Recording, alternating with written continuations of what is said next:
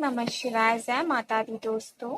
आज की इस वीडियो में मैं आपको बताने वाली हूँ सावन मास में जो व्रत करते हैं उनको किन नियमों का पालन करना चाहिए, सावन मास की व्रत के क्या नियम हैं एवं अगर आप पूरे सावन मास व्रत नहीं करती हैं तो भी आप इन नियमों का पालन करें तो आपको फल मिलता है और आपकी जो भी इच्छा है वो जरूर पूर्ण होती है।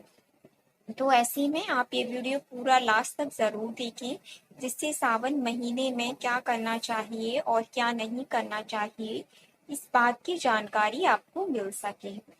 साथ ही दोस्तों मैं आपको बता दूं कि ये जो 4 महीने होते हैं तो भगवान श्री कृष्ण इस टाइम पर पाताल लोक में चले जाते हैं। तो सृष्टि का अब जो भी कर्ता धर्ता हैं, जो भी संचालक हैं, वो महादेव और माता पार्वती होते हैं। तो ऐसे में माना जाता है कि ये 4 महीने शिव शक्ति दोनों ही धरती पर आते हैं। तो ऐसे में सावन महीने से शुरू होता है ये हमारे 4 महीने, और आप जो भी इन महीनों में भगवान शिव और माता पार्वती की पूजा आराधना करते हो वो सीधा शिव शंभु और माँ पार्वती ग्रहण करती हैं। तो ऐसे में श्रावण मास की पूजा आराधना विशेष ही महत्वपूर्ण है। खासकर शिव भक्तों को तो सावन के इस मास का बेसब्री से इंतजार रहता है। वो पूरे साल सावन महीने का इंतजार करते हैं और जैसे ही सावन का पहला दिन शुरू होता है उनकी पूरा आराधना शुरू हो जाती है। साथ ही अभी तक आपने अगर हमारा YouTube चैनल सब्सक्राइब नहीं किया है तो जल्दी से कर लीजिए, जिससे नेक्स्ट वीडियो का अपडेट आपको मिल सके वो भी सबसे पहले। वीडियो को जितना हो सके उतना अपने दोस्तों के साथ में, रिश्तेदारों के साथ में जरूर शेयर करें। सनातन धर्म की जानकारी को जितना हो सके उतना शेयर करें। और आपको अगर वीडियो पसंद आए तो वीडियो को लाइक करें और कमेंट में ओम नमः शिवाय जय माता दी लिखना बिल्कुल ना भूलें। तो जैसे मैंने बताया कि महादेव का महीना होता है श्रावण मास का महीना, तो सावन में महादेव छोटी सी पूजा से भी बहुत प्रसन्न हो जाते हैं एवं आपको मनोवांछित वर की मनोवांछित फल की पूर्ति करते हैं। तो ऐसे में सावन में माँ पार्वती एवं शिव शंभू की विशेष पूजा अर्चना की जाती है। और वैसे भी सावन में पानी बरसता है और महादेव को जल बहुत ही प्रिय होता है। तो ऐसे में भी श्रावण मास बहुत ही शुभ माना जाता है शिव शंभू की पूजा के लिए। तो आइए जान लेते हैं कि हमें श्रावण में किस प्रकार के शिव शंभू की पूजा करनी चाहिए। अगर आप पूरा सावन का महीना व्रत रखती हैं तो बहुत ही फलदायी है, लेकिन हर किसी के लिए पूरा सावन का महीना व्रत करना संभव नहीं हो पाता है। तो ऐसे में कुछ लोग सावन के जो सोमवार होते हैं उनका व्रत करते हैं, क्योंकि सोमवार वैसे भी महादेव का दिन होता है।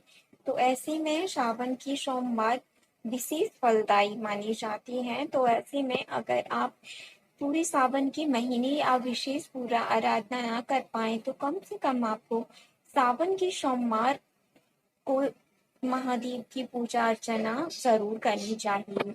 तो आइए जान लेते हैं कि हमें श्रावण में किस अभिषेक का बहुत ही महत्व माना जाता है शिव शंकर पर। तो ऐसे में आप श्रावण मास में महादेव पर जल का अभिषेक जरूर कर पाए।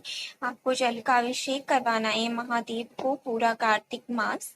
और आप जैसा आप सभी को पता है कि महादेव को बेल पत्र धतूरा भांग बेहद ही प्रिय है। तो ऐसे में आप जो भी आपकी इच्छा हो वो मन में धारण करिए, महादेव से कहिए और इसके बाद में आपको धतूरा भांग एवं बेलपत्र तीनों ही आपको महादेव को पूरे श्रावण की मास में अर्पित करने हैं। तो इससे भी आपकी मनोवांछित फल की प्राप्ति होती है।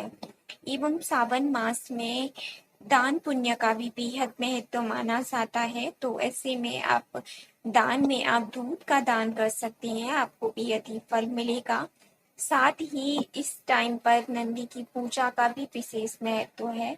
तो अगर आपको दिखे कहीं भी नंदी निकलते हुए या फिर जो सांड होता है उसको भी नंदी का रूप ही माना जाता है। तो ऐसे में आप सांड को चारा जरूर खिलाएं, जो भी हो सके वो सांड को जरूर खिलाएं आप, और अपना आशीर्वाद नंदी के रूप में सांड से भी प्राप्त करें। एवं माता पार्वती की भी आपको पूजा करनी चाहिए। आपको श्रावण में शिव शक्ति की दोनों की एक साथ पूजा करनी चाहिए। अगर संभव हो तो आप मंदिर में जाकर भी शिव शक्ति की आराधना कर सकते हैं।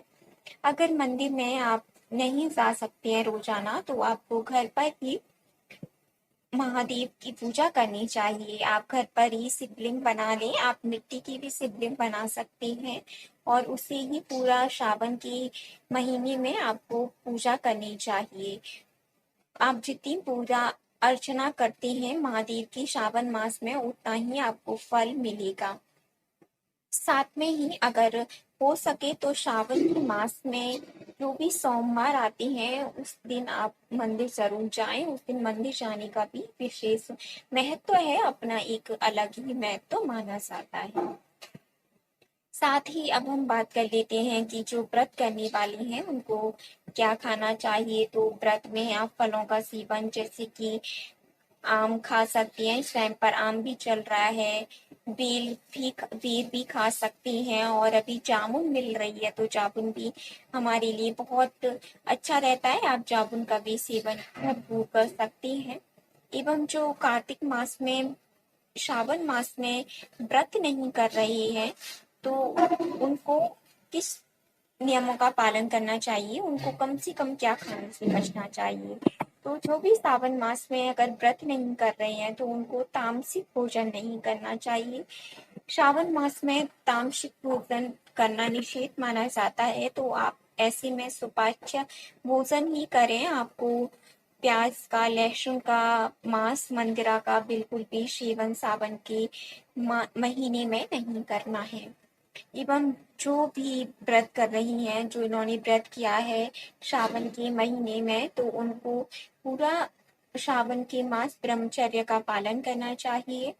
एवं अगर आप व्रत पूरे सावन के महीने नहीं कर रही हैं, आप खाली सोमवार को व्रत कर रही हैं, तो भी आपको प्रत्येक दिन पहले और व्रत वाले दिन आपको ब्रह्मचर्य का पालन करना चाहिए। श्रावण में ब्रह्मचर्य का महत्व भी अधिक माना जाता है। एवं हम जान लेते हैं कि आप क्या नहीं खाना चाहिए। कुछ चीजें निषेध हैं सावन के महीने में, जैसे कि तामसिक भोजन। एवं आपको जो मसूर की दाल है वो सावन के महीने में नहीं खानी चाहिए। साथ ही बैगन खाना भी श्रावण के महीने में निषेध माना गया है। आप मूंग की दाल खा सकती हैं।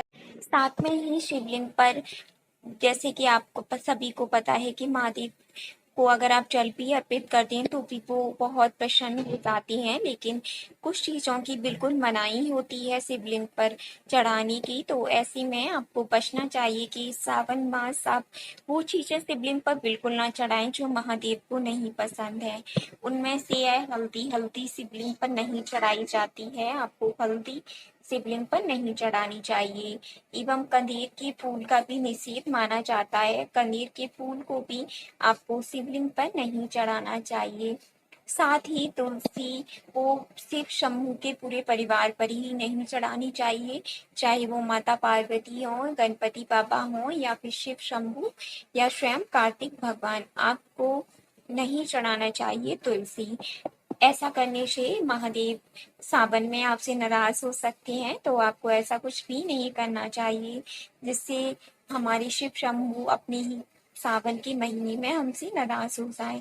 आपको वो सभी काम करने चाहिए जिससे कि शिव शंभू सावन के महीने में आपसे प्रसन्न होकर आपकी सारी बिगड़े कामों को बना दें और आप जो चाहें वो दे दें, क्योंकि शिव शंभू भोले हैं। आप जो भी सच्चे मन से मांगते हो शिव शंभू आपको जरूर देते हैं। साथ ही माता पार्वती की पूजा की भी विशेष महत्वपूर्ण मानी जाती है। तो ऐसे में जो भी सुहागिन स्त्रियां हैं वो शिव शंभू की साथ में ही पूजा कर अर्चना करें सावन महीने में, तो उनका दाम्पत्य जीवन भी सुख में बना रहेगा। साथ ही आपको अपने सुहाग का सामान जितना हो सके उतना दान देना चाहिए। ज़रूरी नहीं है कि आप बाहर जाके ही दान दें, आप घर में भी अपनी सास को, ननद को दान दे सकती हैं। इससे भी आपका दाम्पत्य जीवन सुखमय बना रहता है।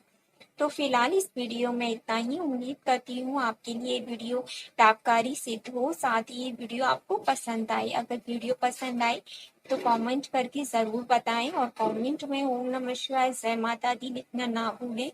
चैनल पे नए हैं तो चैनल को ज़रूर सब्सक्राइब करें। धन्यवाद।